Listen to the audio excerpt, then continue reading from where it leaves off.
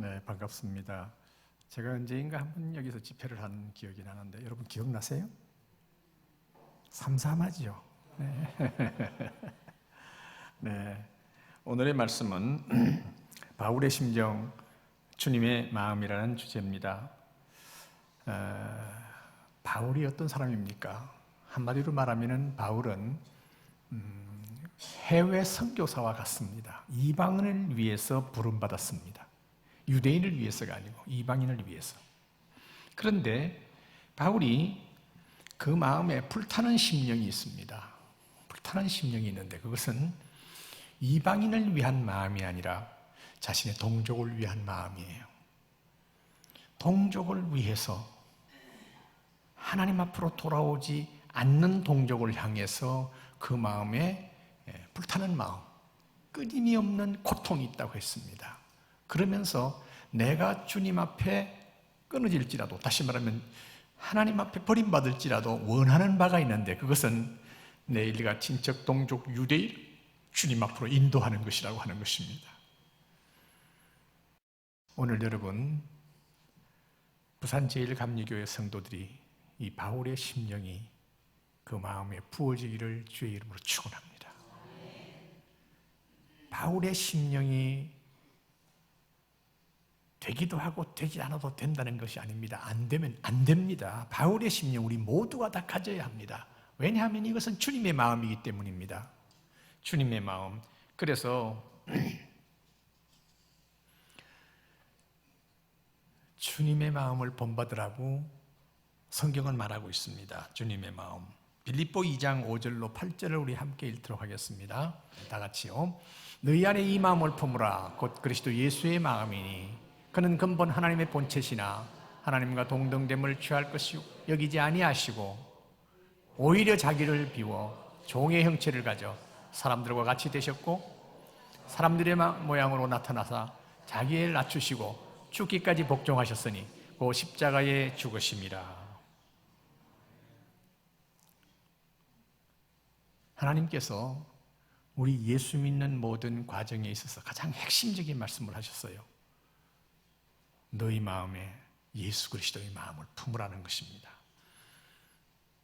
그것은 하나님과 동등됨을 취할 것으로 여기지 아니하시는 본체인데 그것을 포기하고 자기를 비워 종의 형체를 가져 사람들과 같이 되었고, 다시 말하면 하나님의 신분이 인간의 몸을 입고 이 땅에 오셨다는 것 자체가 대단한 메시지입니다.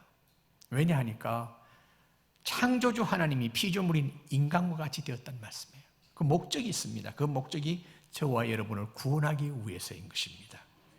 그래서 사람의 모양으로 나타나사 자기를 낮추시고 죽기까지, 십자가에서 죽으시기까지 하나님 앞에 복종하셨어요. 왜 죽으셨나요? 우리를 구원하기 위해서 속죄양으로 십자가에서 죽으신 것. 아멘이시요? 그렇습니다. 그렇게까지 하신 주님을 본받으라, 그 말씀인 것입니다. 그래서 바울은 자기는 예수님의 마음을 품고 있기 때문에 나를 본받으라고 그런 고린도전서 11장 1절에 이렇게 말하고 있습니다. 다 아시죠? 내가 그리스도를 본받는 자 된 것 같이 너희는 나를 본받는 자 되라. 그래서 성경에 많은 인물들이 있습니다만 그 가운데서 바울을 본받는다는 것은 바로 예수 그리스도를 본받는다, 그 말씀인 것입니다. 바울이 구체적으로 예수를 본받아야 될 이유에 대해서 말씀하고 있습니다. 빌립보 4장 9절입니다. 너희는 내게 배우고 받고 듣고 다 같이요 본바를 행하라. 그리하면 평강의 하나님이 너희와 함께 계시리라. 우리 목사님이 아까 나오셔서 주님과 함께 동행이라는 것 참 멋있는 것입니다. 우리가 하나님과 함께 동행한다는 것은 이 땅 위에서 가장 축복입니다. 세상이 두렵지가 않습니다. 하나님과 동행하게 되면. 노예 생활을 했던 요셉도 하나님이 그와 함께 하심으로 말미암아 아무도 그를 무시하지 못했습니다. 그럼에도 불구하고 많은 시험이 있었습니다만 궁극적으로 그는 승리했습니다. 하나님과 동행하는 사람, 직장 생활을 하든지 학문을 하든지 사업을 하든지 그는 하나님과 동행하기 때문에 형통할 수밖에 없는 줄 믿습니다. 여러분, 세상이 아무리 시끄럽고 아무리 지금 혼란스럽다 할지라도 하나님과 동행하고 계신다면 이 이상도 축복이 없어요. 두려운 것이 없어요. 그래서 바울의 심령으로 산다고 하는 것은 바로 하나님과 동행하는 삶을 산다는 이야기인 것입니다. 우리 예수님께서는 언제나 하나님과 동행하셨어요. 공생애 동안에 천국 복음만 증가하신 것이 아니라 수많은 환자들, 수많은 병자들, 심지어 자연을 통치하셨습니다. 폭풍과 바람을 제어하셨습니다. 물 위에 걸으셨습니다. 이것은 사람이 못하는 것이죠. 하나님이 하시는 것이지요. 죽은 자를 살리셨습니다. 너무나 놀라운 일을 하신 것은 오직 하나님만이 할 수 있는 일을 하셨는데 그 이유가 하나님과 동행하셨기 때문입니다.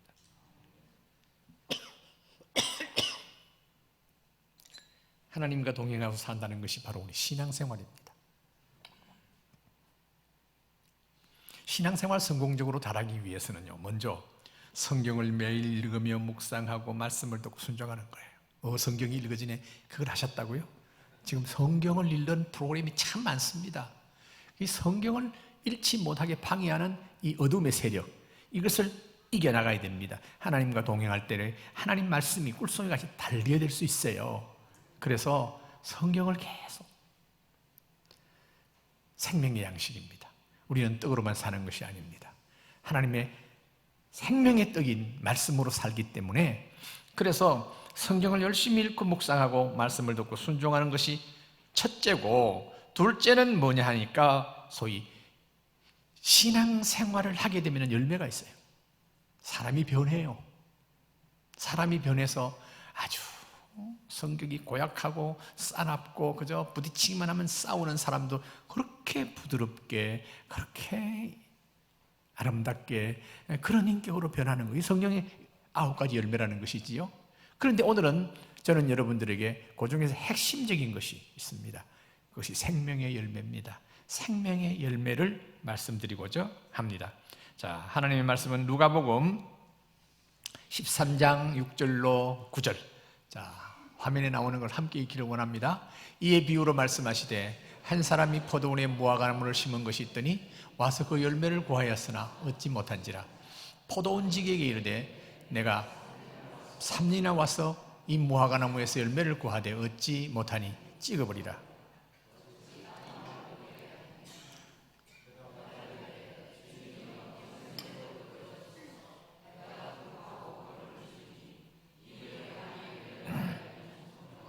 그렇지 않으면 찍어버리소서 하였다 하시니라. 그러니까 2000년 전 예수님께서 이 땅 위에 인간의 몸을 입고 공생애를 사실 때에 그 유대 나라의 포도원을 경영을 많이 했습니다. 포도원을, 농사를 많이 지었습니다. 그런데 그 당시에 상당한 포도원에서 무화과나무를 곁들여 심었어요. 중앙 통로라든지 옆에 무화과나무를 함께 심어서 포도원을 했던 그런 시대가 있었습니다. 그런데 하루는 주인이 와서 봅니다. 보면서 하는 말이 저 무화과나무 다 찍어버려. 포도원 지기에게 주인이 말합니다. 3년이나 내가 와서 보는데 열매가 없잖아. 땅만 버리겠다. 그때에 포도원 지기가 말하기를 1년만 좀 참아주세요. 제가 땅을 파고 거름을 주고 잘 가꾸어 볼 테니까 이 한 해만 좀 기다려 주세요. 그때 가서 열매가 없으면 그때 찍어버려도 문제가 없지 않겠습니까? 자, 성경에는 많은 비유로 예화를 했습니다. 주인은 누구를 상징하며 포도원지기를 누구를 상징하며 무화과나무는 누구를 상징하는가 한번 생각해 보세요. 주인은 누구일까요? 네? 하나님이죠. 그렇죠. 하나님이죠. 털려도 좋아요. 설교자가 물을 때는요, 털려도 좋아요. 주인은 누구를 상징한다고요? 하나님을 상징하고요. 그 다음에 포도원지기는 누구를 상징합니까? 그렇죠. 예수님이시죠. 예수님을 상징합니다. 무화과나무는 누구를 상징합니까? 저와 여러분들, 우리들을 상징하는 것입니다. 그러니까 알만하죠. 이제 이쯤 되니까. 열매가 맺혀야 할 때가 됐는데 열매를 맺지 못한다. 땅만 버린다. 찍어버려라. 자, 저는 이 말씀을 저에게 적용해 봤습니다. 자, 올해. 지금 벌써 상반기가 다 지나가고 있습니다. 올해까지 나를 통해서 구원받은 사람이 얼마나 있는가? 또 여러분들은 여러분대로 올해까지, 올해 들어서 여러분들을 통해서 구원받은 사람이 얼마나 있는가 하는 것입니다. 가장 중요한 핵심적인 도전입니다, 여러분. 나를 통해서 구원받은 사람이 얼마나 있는가? 내가 그 전에 집회 와가지고 간증을 했죠. 내가 45살에 이 강경화로 80%, 20%가 염증이 있어서 소화도 잘 안 되고 얼굴도 검어지고 다리가 붓고 약이 있느냐 하니까 약이 없고 의사 하는 말은 3년 내지 5년 시한부 인생의 진단을 45살에 제가 받았어요. 여러분 기억나시죠? 그래서 제일 먼저 생각이 우리 아이들 어떡할까? 전혀 생각이 나지 않았어요. 그때 한창 지금 아이들이 지금 초, 중, 고 이렇게 다녔던데 하나도 생각이 안 났어요.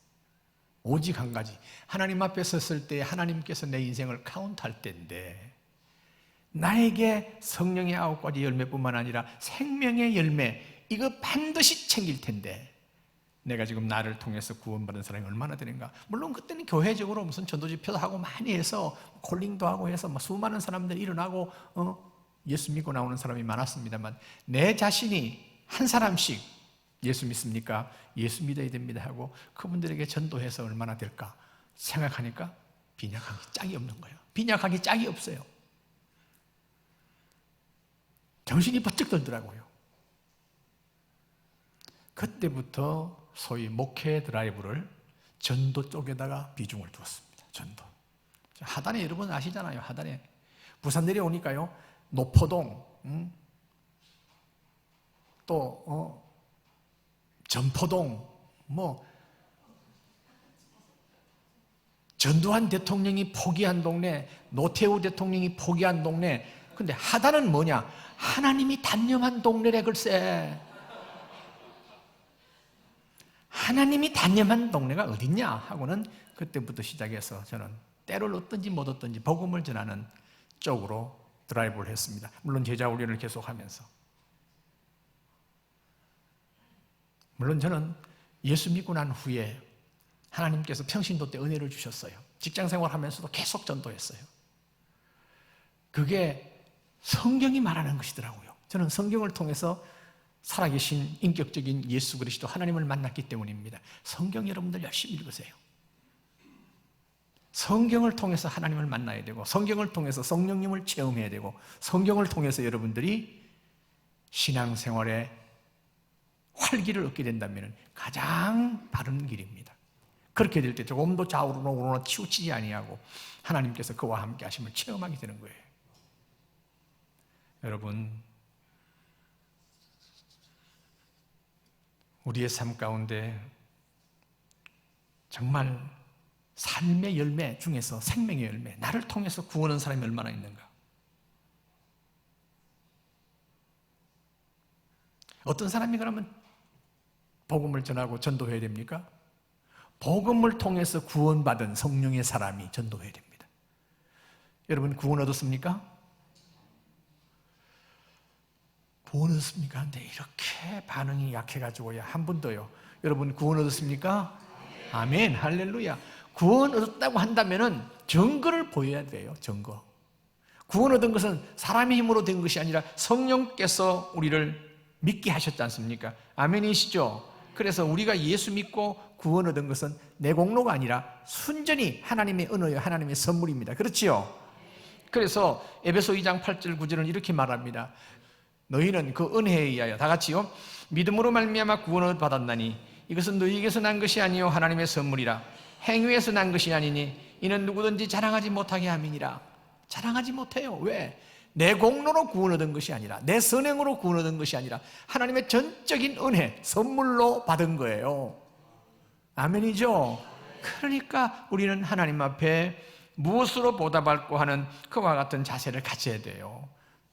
값없이 나한테 구원을 주셨고 내 선함이나 아무것도 없는데도 하나님께서 너는 내 아들이요 딸이라고 성령을 통하여 인쳐주셨는데 그 은혜가 얼마나 큰지 무엇으로 보답할고 하는 것은 나의 삶의 열매입니다. 그 중에서 이 생명의 열매가 얼마나 귀한지 몰라요. 벌써 올해를 시작한 지 얼마 안 된 것 같은데 벌써 6월 중순이 넘어가고 지금 6월이 다가고 있지 않습니까? 올 한 해 유해받은 걸로 생각한다면 여러분 마음이 상당히 조급해야 돼요. 나를 통해서 구원 얻은 사람. 그래서 사도행전 1장 8절은 뭐라고 말합니까? 너무나 잘 아시죠? 오직 성령이 너희에게 임하시면 다 같이요 너희가 권능을 받고 예루살렘과 온 유다와 사마리아와 땅끝까지 이르러 내 증인이 되리라 하시니라. 전도해야 된다 그 말씀이에요. 전도하지 않습니까? 구원받지 못한 거예요. 구원받았다고 한다면 그는 전도하지 않을 수가 없어요. 이게 바로 주님께서 우리에게 주신 사명이에요. 그러니까 전도는 해도 되고 안 해도 되고가 아니에요. 필수예요. 절대적이에요. 그래서 주님께서 우리에게 성령을 주신 것은 성령에 의해서 우리가 삶을 살게 되는 겁니다. 그러니까 고린도전서 12장 3절 하반절은 이렇게 말하고 있습니다. 또 성령으로 아니하고는 누구든지 예수를 뭐요? 주시라 할 수 없느니라. 주님을 고백할 수 없다고 하는 것입니다. 그만큼 내가 부모의 태중에서부터 신앙생활로 태어나자마자 했든지 청소년 때 부름받았든지 아니면 중년이 되어서 전도받아서 예수 믿었든지 어떻든지 하나는 공통점은 성령이 우리를 예수 믿게 마음을 열어서 믿음을 주셨다는 것입니다. 할렐루야. 얼마나 감사한 일입니까? 그런데 사람들이 이 성경을 통해서 권능을 받고 예루살렘과 온 유다와 사마리아와 땅끝까지 이르러 내 증인이 된다. 권능 받지 못했다고 변명하는 사람이 있습니다. 여러분, 권능 받은 사람만 전도하라는 말은 성경에 없습니다. 우리가 전도할 때에 참 놀라워요. 전도할 때에 이게 성령이 하시는구나, 이게 바로 권능이구나 하는 것을 알게 돼요. 전도하지 아니하면 완전히 메말라져 버려요, 사람이.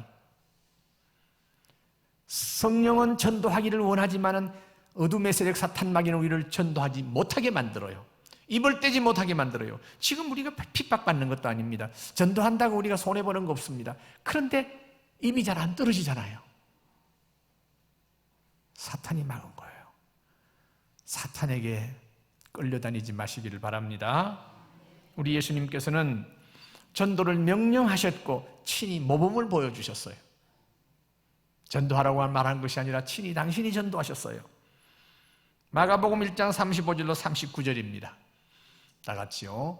새벽 아직도 밝기 전에 예수께서 일어나 나가 한적한 곳으로 가서 거기서 기도하시더니 시몬과 및 그와 함께 있는 자들이 예수의 뒤를 따라가 만나서 이르되 모든 사람이 주를 찾나이다. 이르시되 우리가 다른 가까운 마을로 가자. 거기서도 전도하리니 내가 이를 위하여 왔노라 하시고 이에 온 갈릴리에 다니시며 그들의 여러 회당에서 전도하시고 또 귀신들을 내쫓으시더라. 새벽 기도의 효시가 바로 우리 주님이 이런 새벽에 한적한 곳에 가서 기도하신 모범이 오늘날 우리가 새벽 기도하는 거예요. 그런데 그 기도의 목적이 뭐였더냐? 내가 기도할 때 병을 고쳐주시옵소서. 그거 아니에요. 수많은 사람들이 지금 왔나이다 할 때 제자들의 반응, 제자들이 말할 때에 예수님의 반응이 얼마나 많이 왔는데, 어떤 사람이 왔는데, 뭐하러 왔는데 묻지도 않았습니다. 이르시되 다른 가까운 마을로 가자. 전혀 거기에 대한 반응도 마을로 가자. 거기서도 전도하리니 내가 이를 위해서 왔노라 하시고 갈릴리에 다니시면서 회당과 여러 곳에서 복음을 전하시고 병자를 고치시고 하셨던 모습을 우리는 마가복음에서 볼 수가 있습니다. 예수님은 새벽에 기도하신 이유는 바로 생명의 열매를 맺기 위해서. 우리는 어떻습니까? 새벽에 안 나오다가 새벽에 나옵니다. 중대한 문제가 앞에 놓여 있고 걱정거리가 있어서 대부분 나옵니다. 그러나 새벽에는 여러분들 제일 먼저 그 나라와 그 일을 위해서 기도하시길 바랍니다. 전도의 대상자를 놓고 기도하는 거예요. 그리고는 내 문제도 하나님 앞에 다 기도해야지요. 그러니까 예수님께서 하셨던 그 모범적인 삶을 우리는 살아서 따라가야 하는 것입니다. 그럴 때 하나님께서 우리와 함께 하시는 줄 믿습니다. 뿐만 아니라 바울은 그의 사랑하는 영적 아들인 디모데에게 이렇게 말하고 있습니다. 디모데후서 4장 2절입니다. 너는 말씀을 전파하라. 때를 얻든지 못 얻든지 항상 힘써라. 범사에 오래 참음과 가르침으로 경책하며 경계하며 권하라. 때를 얻든지 못 얻든지 전도하라는 거예요. 여러분, 전도할 찬스가 딱 놓였는데도 안 하는 사람이 너무 많아요. 예수 안 믿는 사람 분명히 확인을 하고 예수 안 믿는다고 그러면 전도하는 것이 우리의 삶이 돼야 돼요. 하나님이 가장 기뻐하는 거예요. 우리 삶 가운데 하나님께서 공급하지 아니하면 되는 일이 있나요? 없잖아요. 우리는 하나님 앞에 간구하고 기도하고 한다고요. 하나님으로부터 주어져야 할 놀라운 축복들이 우리는 기대하고 있습니다. 그런데 하나님이 기쁘신 일을 우리가 외면한다? 기도가 소용이 없어요. 하나님이 기쁘는 일을 먼저 합니다. 너희는 먼저 그의 나라와 그 일을 구하라.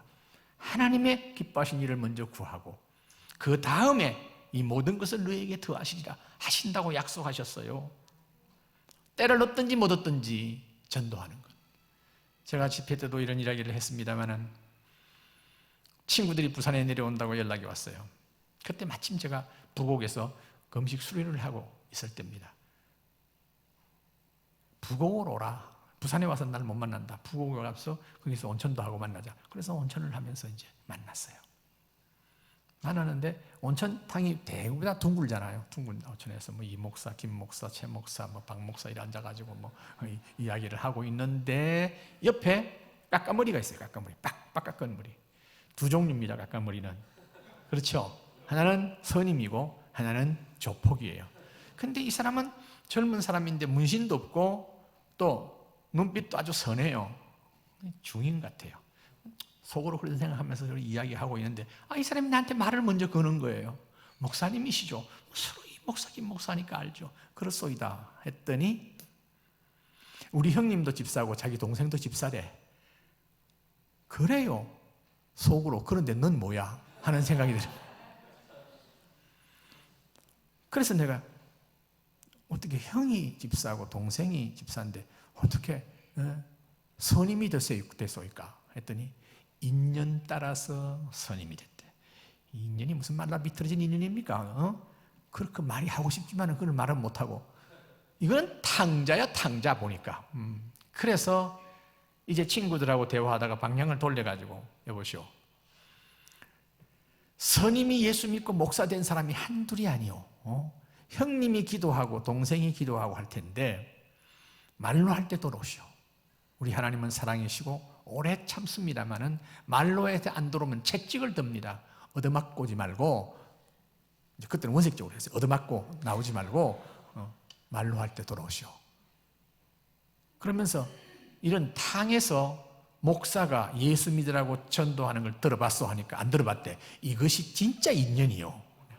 그러면서 일어나서 나가더라고요. 나가길래 그냥 그 정도하고 마치고 싶지 않아요. 그렇다고 해서 목욕탕에서 결신하고 이렇게 하기는 하니까 그래서 따라 나갔어요. 따라 나가서 샤워한다고 하는데 옆에 서가지고 여보시오. 내가 동남아시아 세계 많은 곳에 다녀봤는데 불교인들은 참 착해. 참 착해. 근데 못된 그 모슬렘하고는 다르더라고. 아주 착하다고. 그러면서 그런데 기후도 좋고 사람도 착하고 그렇게 이모작 삼모작 하는 동남아시아에 불교인들이 그리 많은데 왜 그렇게 못 사는 줄 아시오? 그들은 집에도 우상, 가게도 우상, 다 우상이요. 석가모니 선생이 절대로 천국 지옥을 말한 일이 없소이다. 지금 잘못되고 있어. 잘못되고 있어. 그는 무야, 무. 당신들 무가 뭔데? 그런 우상을 따라서 살면은 당신 인생이 뭐가 되겠어? 계속 듣든지 말든지 계속 하면서 말로 할 때 나올래요? 얻어맞고 나올래요? 하면서 이제 이야기를 해서. 그래서 내가 뭐 북한도 가보고 뭐 다 가봤는데 사람이 가장 복되게 사는 나라는 하나님을 바로 섬기는 나라입니다. 그러니까 이 땅 위의 삶이 전부가 아니지만은 그러나 잠깐 사는 동안이라도 하나님의 축복 아래서 살기를 원하느냐. 그렇게 사는 거예요. 하고는 이제 제가 꿈에라도 내 목소리가 말로 할 때 나올래요? 얻어맞고 나올래요? 들리도록 그렇게 때를 얻든지 못 얻든지 그 다음에 성령께 맡기는 거지요. 참 이 전도라는 게 꼭 내한테 이렇게 전도해 달라고 부탁하는 사람도 있습니다만 그렇지 않은 경우가 많습니다. 그 이야기는 한없이 많습니다만 지금부터 한 9년 전입니다. 아파트에 가서 잘못 선택해서 갔어요. 엘리베이터를 열기 전에 바로 문이 열리고 그 다음에 엘리베이터를 타지 않습니까? 그런데 엘리베이터를 칩을 갖다 놓으니까 안 되는 거예요. 그래서 있으니까 이제 젊은 두 부부가 나오고 그 다음에 아이들까지 나오는데 그 뒤따라서 이제 그냥 들어갔죠. 근데 그 부인이 인사를 하는 거예요. 목사님 안녕하세요 그러는 거예요. 호산나 교회 다니세요? 하니까 안 다닌대. 어느 교회 다니세요? 하니까 교회 안 다닌대. 어떻게 나를 알고 뭐 방송에서 어쩌고저쩌고. 그래요. 그래서 이제 올라가는데 나는 이제 13층에 갑니다. 한 9층에다 딱 눌러. 9층 1호, 2호가 있는데 몇 호에 가 1호래. 그래요. 그러고 난 13층에 가서 갖다 대니까 안 돼. 그래서 내려와서 아파트를 보니까 제 아파트는 120동인데 119동에서 올라갔다 내려왔다 한 거예요. 그때 나이가 제가 67인가 그래요. 저는 65세 은퇴했는데 67, 70도 안 된 사람이 집도 못 찾아가느냐 이 멍청한 놈 하는 생각이 들면서 자괴감이 생기는데 순간 찰나에 나를 이렇게 멍청하게 하나님께서 허락하신 이유가 있다. 901호를 구원하기 위해서다 하는 생각이 딱 드는 거예요. 그래서 사무실에 와가지고 사무실을 다 쳐보니까 119동에 4가정이 있어요. 호산나 교인이. 그래서 그 중에 나이가 비슷하다고 생각하는 301호가 있어요. 301호에 전화를 했죠. 했더니 원로 목사님이 웬일이세요? 하고 깜짝 놀라더라고요. 그래서 회의를 하고 여차저차 해가지고 하니까 우리 공조해가지고 이 가정을 우리가 구원합시다. 그래서 그 이제 호산나 교인들은 전도하는 데 대해서는 다들 몸에 배 있어요. 그러니까 어떻게 한다는 거 알지요. 그 다음 날부터 과일을 가지고 가고 그 다음 차를 같이 마시다 오라고 그러고 그래서 7월달, 8월달, 9월 초에 2달 만에 그 가정 온전히 교회 와서 등록하고 아이들은 아이들대로 어른은 어른대로 그래서 계속해서 체크를 했지요. 계속해서 제가 체크를 했더니 한 2, 3년 체크를 했더니 벌써 집사가 되고 제자훈련 받고 해도 다 내가 70도 안 되는데 이게 멍청하냐 하고 말았다고 한다면 아무것도 아니잖아요. 뭐가 남는 게 있어요. 그런데 이것도 분명한 하나님의 어떤 뜻이 있다 하는 생각에서 때를 얻든지 못 얻든지 전도하자 하는 이런 쪽에다가 포커스를 맞추니까 열매를 구하잖아요. 할렐루야. 최근에는 제가 거래하는 은행에 갔더니 차장 한 분이 목사님 지점장이 바뀌었는데 오시죠. 차도 한잔하시고 인사하시죠. 그래요. 그래서 들어갔더니 여성이에요. 여성 지점장이 많지 않잖아요. 그런데 아니 아가씨가 무슨 지점장이냐 하고 이야기했더니 예 아가씨 맞습니다. 그래요. 결혼 안 했어요? 하니까 예 결혼 못한 50세입니다. 그래.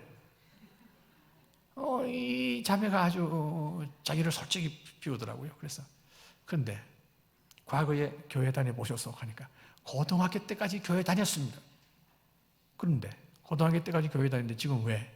고등학교 마치고 은행에 들어가서 업무도 많고 이시도 많고 하다 보니까 거기서 쫓기고 계속해서 자기가 일취월장 승진만 바라보고 오다 보니까 그렇게 됐대요.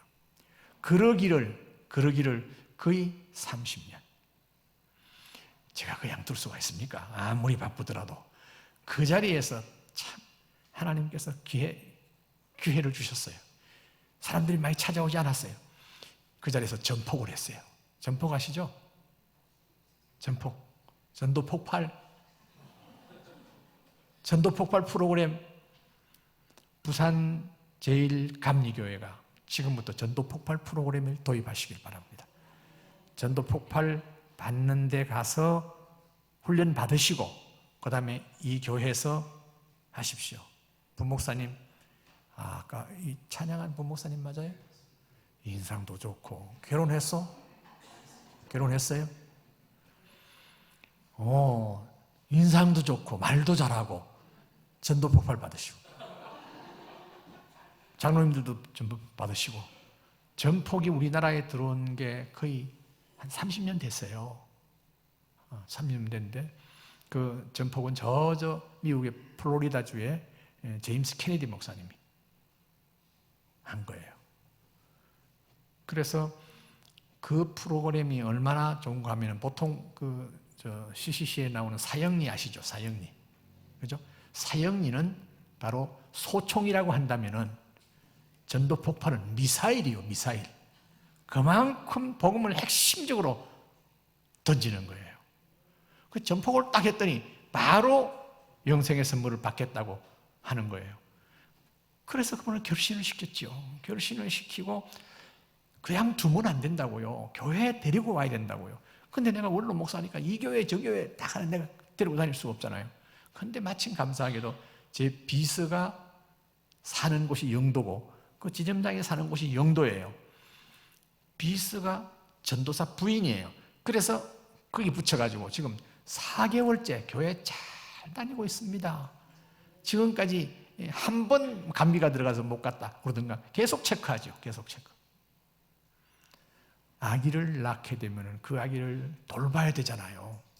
그러니까 여러분들이 전도하고 그들을 교회에 데리고 와서 끊임없이 같이 신앙생활하면서 계속 영양 공급 또 위생 관리 다 해가지고 건강하게 자라게 해야 돼요. 나중에 그 사람이 생명의 열매를 맺도록 해야 된다는 거예요.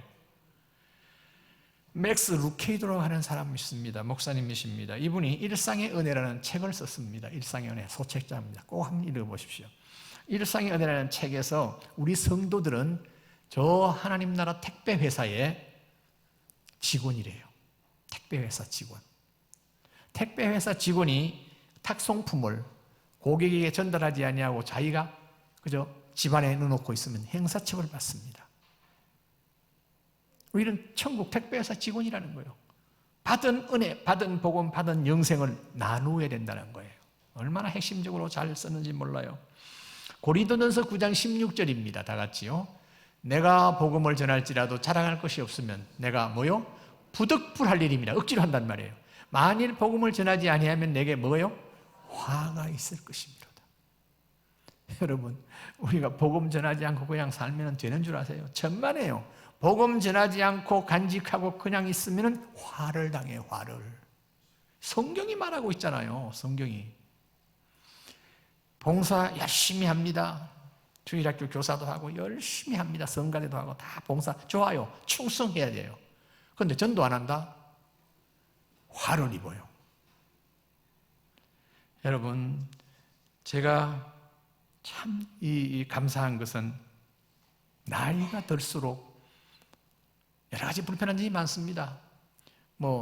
내리막을 계단 내려올 때 굉장히 조심하거든요. 긴장한다고요. 넘어지면 끝장이잖아요. 그리고 이 기억력도 깜빡깜빡해요. 그런데 한 가지 좋은 게 있어요. 전도하는데 젊었을 때 전도하면 덤비는 놈들이 많았습니다. 근데 지금은 덤비는 놈이 없어요. 얼마나 감사한지, 얼마나 감사한지. 나이가 드신 어르신들 전도하십시오. 전도하면 하나님이 함께 하십니다. 아멘. 함께 하십니다. 우리 나이 들어가지고 그저 천국 대기하고 있는 사람 아니에요. 나이가 들수록 활발하게 전도해야 돼. 내가 머리가 좀 더 했으면 좋겠는데 머리가 휘어지긴 하고 있습니다만은 저는 빠져요. 그래서 머리가 희끗할수록 오히려 전도하기 너무 좋은 거예요. 이른 아침에 갈 때 제가 비서 보고 운전해달라 소리를 할 수 없잖아요. 서울 가고 할 때는 아침 일찍 기차를 타고 하면 택시를 탑니다. 비싼 택시를 타면서 그냥 절대 가지 않습니다. 새벽부터 수고하십니다 하고 인사를 먼저 하고요. 부산역까지 송도에서 가는 데는 25분 정도밖에 안 걸리기 때문에 복음을 확실하게 짧은 시간에 전해야 돼요. 그런데 들어줘야 되지 않습니까? 라디오를 크게 틀어놓고 있으면 안 되거든요. 그러니까 라디오 좀 줄여주실래요? 줄이더라고요. 그럴 때에 지금 기사님 연세가 어떻게 되세요? 자녀가 얼마예요? 나 올해 75이요, 76이요. 나이가 올라갈수록 한번 쳐다보더니 그 다음부터는 말을 잘 들어. 라디오 좀 꺼달라 하면 꺼주고. 그러면서 교회 다녀본 일이 있느냐 하니까 90%가 교회 다녀본 일이 없는 거예요. 그래, 친구 중에 교회 다니는 사람 있느냐? 예수 믿으시오. 지금 뭘 믿고 사오? 내일 일을 모르지 않소. 운전이라는 게 얼마나 불안합니까? 그래서 이 택시기사들 거의 90%가요 교회 가겠습니다. 불과 20몇 분 만에 교회 가겠습니다. 그런데 혼자서 앉아다니는, 그러니까 당신 친구 예수 믿는 사람이니까 장로도 있고 목사도 있고 다 있대. 그 장로도 있고 목사도 있는데 그 사람들 뭐 했는지 모르겠어. 친구를 갖다가 지금 70이 다 된 사람들로 예수 안 믿고. 그래서 가라고. 그럼 그렇게 하겠다고. 그 다음에는 이제 저는 새벽마다 기도하는 거예요.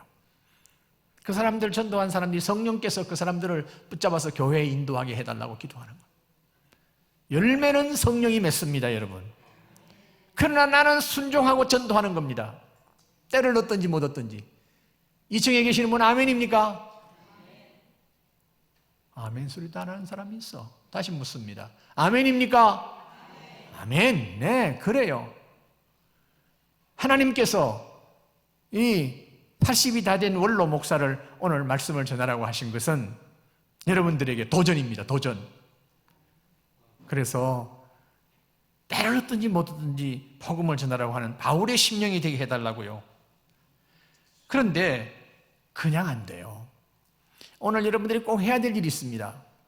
전도 대상자들을 이제는 기록하고 그 사람들을 놓고 매일 기도하겠다고 하는 결단을 해야 돼요. 전도해서 결심 맺어서 교회 성도들 만들겠다는 것은 그건 성령이 하시는 일이에요. 내가 할 수 있는 일은 아무것이 내 이웃 사람들 이름, 내 직장 동료들, 그리고 학교의 친구들, 그리고 동창들, 이런 사람들을 기록해서 매일매일 기도하는 거예요. 그러면 하나님께서 그 기도 들으시고 전도할 수 있는 기회를 주세요. 할렐루야. 저는 얼마나 재미를 붙였는지 몰라요. 예수님께서 하나님 앞에 기도하는 기도문 가운데 내가 굉장히 정말 귀한 말씀이 있습니다. 요한복음 8장 28절입니다. 다 같이요. 나를 보내시니 나와 함께 하시도다. 내가 항상 그가 기뻐하신 일을 행함으로 나를 혼자 두지 아니하셨느니라. 인간의 몸을 입고 있는 예수님께서 그렇게 하나님의 권능과 능력을 행할 수 있었던 것은 하나님이 함께 하셨기 때문이에요. 그러니까 나를 보내시니가 누굽니까? 하나님이시죠. 나와 함께 하시도다. 나는 항상 그가 기뻐하신 일을 행함으로, 그러니까 하나님께서 함께 하심으로 그가 하나님을 기쁘시게 하는 게 아니고 예수님께서 하나님의 기뻐하신 일을 행함으로 하나님이 그를 혼자 두지 아니했대요. 저와 여러분이 하나님이 기뻐하는 일을 함으로 말미암아 하나님께서 여러분을 혼자 두지 않은 줄 믿습니다. 자녀들이 커가면서 마음대로 되던가요? 요새는 더 힘드는가 봐. 마음대로 안 되는 그 모든 것이 하나님의 권위를 가지고 하나님과 함께함으로 말미암아 그들과 대화하고 그들에게 훈계할 때에 주의 교양과 훈계로 함께할 때 그들이 이 세상을 닮아가지 아니하고 새로운 삶을 살게 되는 거예요. 여러분, 이 세상이 얼마나 혼란스럽습니까?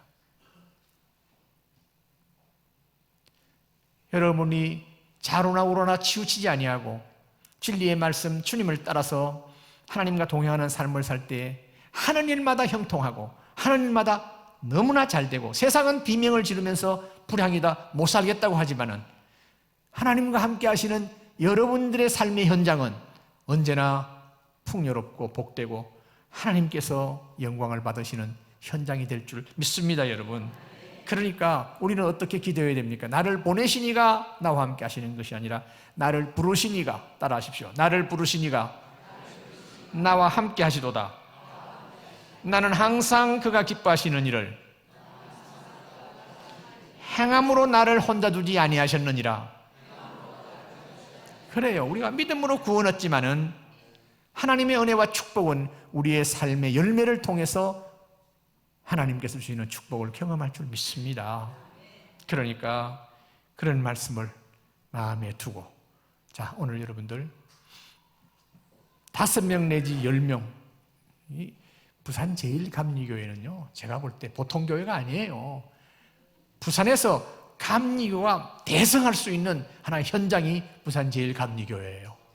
여기서 10년을 목회했다고 하는 유기성 목사님, 제가 하는 목양사역 컨퍼런스에 함께 참여해서 10년 동안 함께 해요. 계속해서 장로님들 보내고. 여기서 10년 했다고 하는데 여러분들, 이 현장이 앞으로 하나님의 영광이 폭발하는 역사가 있길 바랍니다. 성령의 역사가 폭발하는 교회가 되기를 원합니다. 그러기 위해서는 여러분들이 하나님이 기뻐하는 일에 열심으로 순종해서 생명의 열매를 맺는 거요. 적어도 미니멈 5명, 10명까지 이름을 써서 할 수만 있으면 그 이름을 쓴 것을 부목사님한테 전달해서 부목사님도 함께, 목사님도 함께, 장로님도 함께 하도록, 그래서 그걸 놓고는 끊임없이 새벽마다 하나님 앞에 기도하면서 기회를 찾는 거예요. 그분 만날 때마다 친절하게 하고, 사람이요, 친절하게 하는 것은 미소를 잃지 말아야 돼요. 제가 미소를 잃으면 못되게 보인대. 그래서 항상 미소하고 친절하게 하고, 그러면서 기회 있을 때마다 차도 한잔 나누고 식사도 한번 하고, 그렇게 해서 어떻든 마음을 사도록 해서 교회에 나올 수 있도록. 못하겠다는 분 손 한번 들어보세요. 나는 기도 못해. 없지요? 기도는 할 수 있지요? 전도를 당장 못한다 할지라도 그렇지요? 그러면은 다 일어나세요. 한 사람도 빠짐없이 다 일어나세요. 다 일어나세요. 모든 분들 다 일어나세요. 제가 여러분들을 위해서 축복하겠습니다. 축복하면서 기도하겠습니다. 기도하겠습니다. 하나님 아버지, 부산 제1감리교회를 사랑하시고 귀한 목사님들을 허락하시고, 지금 담임 목사님 지금 안식월 가운데 있습니다마는 하나님 아버지, 교회를 위해서 얼마나 기도하겠습니까? 주님, 우리 성도들이 생명의 열매를 맺겠다고 지금 기도하겠다고 일어섰습니다. 주님, 억지로라도 일어섰지만 이 일어섬이 하나님 앞에 결단하는 시간 되게 하여 주시옵소서. 오늘부터 적어도 5명, 10명을 써서 노트에 기록하고 매일 아침 하나님 앞에 기도하고 집에서든 교회에서든 기도하면서 이 생명 구원해달라고 할 때에 하나님께서 얼마나 기뻐하시겠습니까? 아버지 하나님, 바울의 심령을 허락해 주시고 주님의 마음으로 우리 성도들에게 충만히 역사해 주시어서 진정 하나님의 사람, 성령의 사람, 하나님께서 기뻐하시는 축복의 심령들 되게 하여 주시옵소서. 그래서 가정이 물된 동산 같고 뿐만 아니라 직장생활이, 또한 사업이, 또한 하시는 모든 일에 하나님이 함께 하심으로 하나님의 축복이 넘치게 하여 주시옵소서. 내 영혼이 잘됨 같이 범사가 잘된다고 약속하셨사오니 하나님 아버지, 너희는 먼저 그의 나라와 그 의를 구하라고 하시는 주님의 명령에 순종해서 결단해서 이름을 기록하고 날마다 기도하며, 그래서 그 심령들이 주일마다 교회에 나올 수 있도록 성령의 역사가 있게 하여 주시옵소서. 예수님 이름으로 기도하옵나이다. 아멘.